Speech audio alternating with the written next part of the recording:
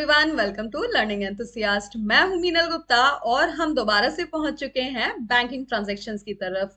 ये है पार्ट 2 और पार्ट 1 हम लास्ट वीडियो में देख चुके हैं। यदि आपने वो वीडियो नहीं देखी है तो नीचे डिस्क्रिप्शन में उसका लिंक है, वहां जाकर आप उसे देख सकते हैं। तो चलिए विदाउट एनी फर्दर डिले बढ़ते हैं आज की वीडियो की तरफ। तो आज का पहला ट्रांजेक्शन है ये, डिपॉजिटेड चेक डिसोनर्ड। देखिए, कोई भी व्यक्ति है, उसने बैंक में चेक डिपॉजिट किया है और वो चेक डिसोनर हो जाता है। डिसोनर मतलब किसी भी कारण से बैंक द्वारा रिजेक्ट हो जाता है। Generally it is out of lacking money in the bank account. ठीक है, अगर वो डिसोनर हो जाता है तो उसकी क्या जर्नल में एंट्री बनानी चाहिए वो हम देखते हैं। तो देखिए, जैसे ये एक इन्होंने लिखा है कि सपोज वो जो चेक था वो आशा का था जो डिसोनर हुआ। तो आशा, ये है बैंक। ठीक है, आशा ने बैंक में चेक दिया था क्लियरेंस के लिए और वो चेक डिसोनर हो गया। ठीक है, डिसोनर हो गया तो बैंक क्या करेगा, ये चेक वापस आशा को भेज देगा कि ये चेक डिसोनर हो चुका है। तो यहाँ इस केस में आशा क्या बन जाती है, आशा चेक के लिए रिसीवर बन जाती है। ठीक है, आशा क्या बन जाती है, रिसीवर। तो रिसीवर्स आर डेबिट, सीधी सी बात है। तो आशा अकाउंट डेबिट टू। अब टू में क्या आएगा, बैंक। बैंक यहाँ पे क्या है, बैंक है यहाँ पे गिवर।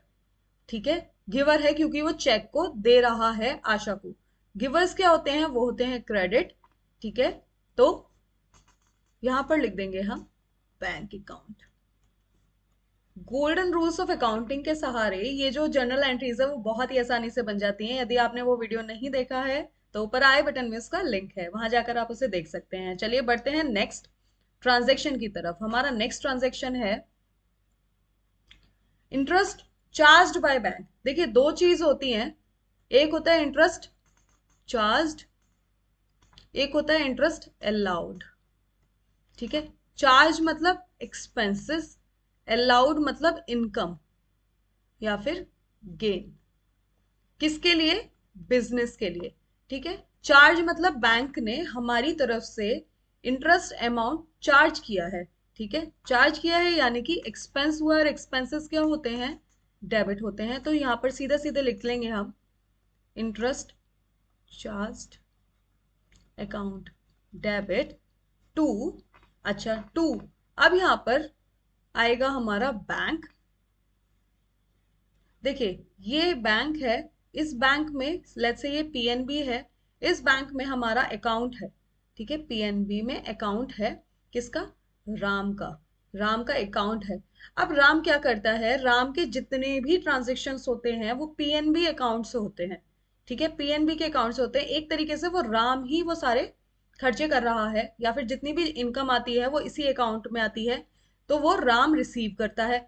तो ये पीएनबी अकाउंट जो है एक तरीके से राम के बिहाफ पर काम कर रहा है। अब इंटरेस्ट चार्ज किया है बैंक ने, बैंक ने इंटरेस्ट चार्ज किया है, तो कौन इस इंटरेस्ट को पे करेगा राम के बिहाफ पर, पीएनबी अकाउंट पे करेगा। तो यहाँ पर हमने बैंक अकाउंट का नाम लिख दिया। ठीक है, बैंक अकाउंट। यहाँ पे पर्टिकुलर आप अगर बैंक अकाउंट का नाम लिखना चाहते हैं, अगर आपके डिफरेंट डिफरेंट बैंक है, कौन से बैंक ने इंटरेस्ट चार्ज किया है, तो यहाँ आप उसमें पीएनबी बैंक अकाउंट भी लिख सकते हैं। ठीक है, अब यहाँ पे इसको क्रेडिट क्यों किया, क्योंकि यहाँ पर चार्जेस पे कर रहा है राम की साइड से, इसलिए बन जाता है गिवर, और गिवर होते हैं क्रेडिट। ठीक है, that is simple. Next entry है हमारी इंटरेस्ट अलाउड बाय बैंक। अब अलाउड का मतलब हमने बोला अलाउ, अलाउ किया यानी कि हमारा कोई डिपॉजिट बैंक में ऑलरेडी पड़ा हुआ था, उसके ऊपर हमें इंटरेस्ट जनरेट हुआ है बैंक की साइड से, इंटरेस्ट मिला है 4% के हिसाब से, 5% के हिसाब से, जिस भी रेट ऑफ इंटरेस्ट के हिसाब से चल रहा होगा वो अलाउ हुआ है हमें, तो वो हो जाता है मिस्टर राम के लिए गेन हो जाता है। ठीक है, अब गेन्स क्या होते हैं, क्रेडिट होते हैं। तो यहाँ पे सबसे पहले हम क्या कर देते हैं, इंटरेस्ट अलाउड को हम कर देते हैं क्रेडिट। ठीक है, टू इंटरेस्ट अलाउड। डेबिट में हम क्या लिखेंगे, यहाँ पर डेबिट में हमें लिखना चाहिए वही सेम चीज, जब पेमेंट पीएनबी बैंक अकाउंट कर रहा है राम की साइड से। ठीक है, तो कोई बेनिफिट मिलेगा, कोई गेन मिलेगा, वो भी इसी पीएनबी अकाउंट में जाएगा, तो ये रिसीवर बन जाता है। ये अकाउंट बैंक अकाउंट रिसीवर बन जाता है, तो रिसीवर्स आर डेबिट। तो यहाँ पर लिख देंगे हम बैंक अकाउंट का नाम, बैंक अकाउंट डेबिट। होपफुली आपको ये डेबिट और क्रेडिट का क्यों डेबिट किया क्यों क्रेडिट किया ये चीज अच्छे से समझ आ रही होगी। नेक्स्ट है हमारी bank makes payment on firm's behalf. देखिए कुछ पेमेंट ऐसे होते हैं, कुछ इंस्टॉलमेंट्स देनी है, इंश्योरेंस प्रीमियम देना है, वो कस्टमर क्या कहता है, बैंक को पहले ही उसके लिए इंडिकेट कर देता है कि ये मेरी साइड से पेमेंट आपको करने हैं। मिस्टर राम ने पीएनबी बैंक को पहले से ही इंडिकेट कर दिया है कि मेरी साइड से ये एक्सपेंसेस हैं या फिर पेमेंट्स है वो आप करेंगे। तो यहाँ पे सपोज इंश्योरेंस प्रीमियम का पेमेंट करना है, इंश्योरेंस प्रीमियम का पेमेंट करना है राम के बिहाफ पर, किसको, बैंक को। तो सीधे सीधे बैंक क्योंकि पेमेंट कर रहा है वो बन जाता है गिवर, तो इसको तो हमने कर दिया क्रेडिट। यहाँ पर डेबिट किसे करेंगे, इंश्योरेंस प्रीमियम को, क्योंकि ये पता भी चलना चाहिए कि किस रीजन से ये पेमेंट हुआ है, इंश्योरेंस प्रीमियम, और ये खर्चा है, और खर्चे होते हैं expenses are debit in nominal account, premium account debit, ठीक है, that's it, insurance premium account debit to bank account. Next है हमारा dues collected by bank on firm's behalf. देखिए जैसे बैंक पेमेंट कर सकता है राम के बिहाफ पर, वैसे ही ये कलेक्ट भी कर सकता है ड्यूज। ड्यूज कलेक्ट का मतलब कुछ ऐसे बेनिफिट्स होते हैं जैसे कुछ कमीशन हुआ, ठीक है, कहीं से कमीशन आना है, तो आपने उनको अपना पीएनबी बैंक अकाउंट नंबर दिया हुआ है, ठीक है, अकाउंट नंबर दिया हुआ है, तो वो डायरेक्ट उस अकाउंट में क्रेडिट हो जाता है। तो कौन रिसीव करता है उसे आपके बिहाफ पर, वो बैंक अकाउंट रिसीव करता है। तो सीधे सीधे रिसीवर्स आर डेबिट होते हैं, इसलिए बैंक अकाउंट को हम डेबिट कर देंगे, ठीक है। Bank account PNB bank account हमारा डेबिट हो गया। टू किसकी वजह से हुआ, लेट्स से ये कमीशन की वजह से हुआ, ठीक है, कमीशन, जो कि commission received account, commission receive को हमने क्रेडिट क्यों किया, क्योंकि ये हमारा गेन है, ठीक है। ड्यूज कलेक्टेड, कलेक्शन किया है बैंक ने हमारी साइड से, आइदर कमीशन का हो, डिविडेंड का हो, किसी भी चीज का कलेक्शन अगर बैंक रिसीव करता है हमारी साइड से तो वो हमारे लिए गेन होता है, ठीक है। नेक्स्ट है हमारा repayment of bank loan by cash. देखिए यहाँ पे समझने वाली चीज ये है कि इन्होंने स्पेसिफिकली यहाँ पे बोल दिया कि वो जो रीपेमेंट हुआ है वो कैश में हुआ है, ठीक है। जब रीपेमेंट कैश में हुआ है तो हम सीधी सी बात है क्रेडिट भी कैश को करेंगे। यहाँ पर बैंक लोन का पेमेंट किया जा रहा है, बैंक लोन हमारे लिए एक्सपेंस है, इसलिए हम इसको डेबिट करेंगे, bank loan account debit to, यहाँ पे लिखा है कैश, तो डायरेक्टली हम कैश को ही क्रेडिट करेंगे क्योंकि what goes out is credit, ठीक है। ये हमारी बन गई एंट्री। नेक्स्ट देखेंगे repayment of bank loan by cheque. देखिए बाय चेक, यहाँ पर स्पेसिफिकली मेंशन किया है चेक, तो यहाँ पर हम लिखेंगे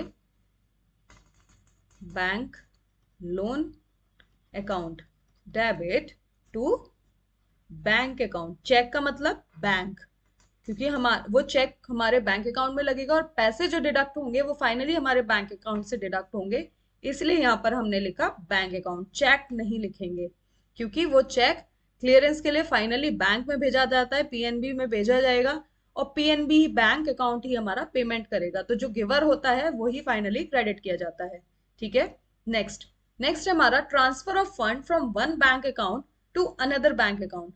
वन बैंक अकाउंट सपोज ये है, लिखा हुआ है यहाँ पे एक्सिस बैंक अकाउंट, एक ये पर्सन है वही मिस्टर राम, इनके दो अकाउंट है, एक एक्सिस में एक है एसबीआई में, ये एसबीआई ये एक्सिस, ठीक है। अब वो क्या चाहते हैं, वो चाहते हैं कि transfer of fund from one account, axis bank से निकल कर फंड किस में चला जाए, एसबीआई बैंक में चला जाए। तो आप यहाँ पर सिंपली अपनी जनरल नॉलेज के हिसाब से मुझे बताइए कौन सा बैंक यहाँ पे गिवर होगा और कौन सा रिसीवर होगा। देखिए एरो इस साइड है, यहाँ से निकल रहा है कैश, कैश निकला और ये जा रहा है यहाँ पर एसबीआई के अकाउंट में, तो सीधे सीधे एसबीआई क्या हो गया, रिसीवर हो गया, और एक्सिस बैंक क्या हो गया, गिवर हो गया।